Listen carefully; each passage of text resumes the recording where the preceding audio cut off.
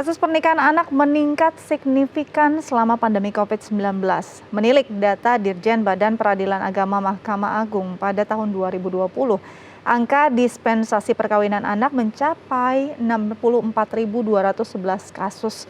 Angka ini meningkat 3 kali lipat dari tahun 2019 sebesar 23.126 kasus. Melihat kondisi tersebut, pengesahan UU Perkawinan nomor 16 tahun 2019 semestinya menjadi angin segar bagi upaya penghapusan pernikahan anak. Sebab batas usia minimal pernikahan anak diubah dari sebelumnya 16 tahun kini menjadi 19 tahun. Namun pada implementasinya masih ditemukan celah dispensasi pernikahan anak mencakup faktor sosial, ekonomi, agama hingga budaya. Jika kondisi tersebut dibiarkan, dikhawatirkan menimbulkan berbagai masalah seperti angka putus sekolah, kematian ibu melahirkan, kekerasan, perceraian hingga stunting.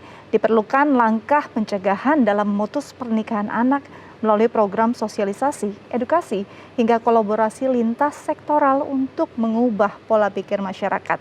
Ya, jadi ada beberapa penyebab ya, di antaranya sebenarnya karena adanya perubahan Undang-Undang Perkawinan tentang usia anak, terutama perempuan ya, dari 16 tahun menjadi 19 tahun untuk anak perempuan. Tetapi selain itu juga adanya persoalan pergaulan yang disebabkan oleh pengaruh dunia digital yang sangat tinggi. Karena masa pandemi, orang meluangkan waktu di dunia digital itu semakin banyak, termasuk anak-anak. Sebuah penelitian yang dilakukan di Jogja ya, yang mana selama tahun 2020 dari 700 dispensasi kawin yang dikabulkan di Pengadilan Agama, 80% disebabkan karena kehamilan di luar nikah. Nah, artinya ada persoalan pergaulan ya yang juga berkontribusi terhadap meningkatnya angka dispensasi kawin. Tapi memang ada faktor-faktor yang lain karena masalah perkawinan anak ini bukan satu sisi, ini multidimensi. Ya, jadi ada masalah sosial, ada masalah orang tua. Tadi sudah ketakutan orang tua bahwa ini sudah akil balik, daripada zina sudah dikawinkan saja. Lalu ada masalah kurangnya informasi tentang kesehatan reproduksi, ya.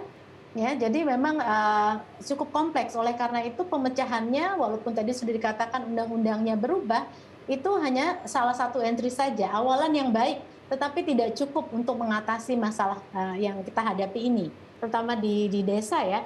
Yang mereka lihat sekitarnya kenyataan adalah teman-temannya yang menikah juga di usia muda. Nah ini menjadi sulit itu ya untuk mengajak anak-anak itu mempunyai visi yang lebih besar sendiri untuk dirinya begitu. Ini satu hal. Tentu saja di perkotaan masih terjadi juga gitu. Tapi PR besar adalah kalau dari tempat kami bekerja dan di tempat penelitian tersebut ya dilakukan, itu masih lebih besar tantangannya di desa. Ya, selama ini dari pantauan Komnas Perempuan belum berjalan dengan baik terkait dengan persoalan pernikahan anak ya. Karena bahkan dianggap itu tidak melanggar hukum begitu ketika terjadi pernikahan anak. Sehingga menurut saya perubahan aturan yang ada ini betul-betul dikawal dan diimplementasikan dengan baik gitu. Karena selama ini masih belum banyak ya penegak hukum yang menerapkan kalau misalnya seandainya ada orang tua yang menikahkan anaknya di bawah umur, lalu si anak ini lalu mendapatkan hukuman atau sanksi, itu belum banyak gitu, atau selama ini malah belum ada ya yang lapor ke Komnas Perempuan seseorang dihukum karena menikahkan anak di bawah umur begitu. Nah, oleh karena itu ini menjadi sebuah semangat dan spirit yang penting untuk kita sosialisasikan agar aturan itu bukan hanya sekedar mengatur tentang usia pernikahan anak, tetapi juga mengatur terkait dengan bagaimana jika terjadi pelanggaran terhadap pernikahan anak itu gitu. Kalau kita melihat pernikahan anak ya, itu kan kontroversi di masyarakat. Misalnya saja di masyarakat Muslim, sebagian masih percaya bahwa usia pernikahan Aisyah itu 9 tahun. Padahal kalau kita lihat dari data sejarah secara detail itu salah itu. Yang benar adalah usia pernikahan Aisyah itu 17 ataupun 18 tahun. Oke. Jadi sudah masuk kepada usia yang saat itu ya, dewasa misalnya. Nah, ini yang kadang-kadang masyarakat, tokoh agama ya, sangat penting untuk berperan bagaimana melakukan perubahan.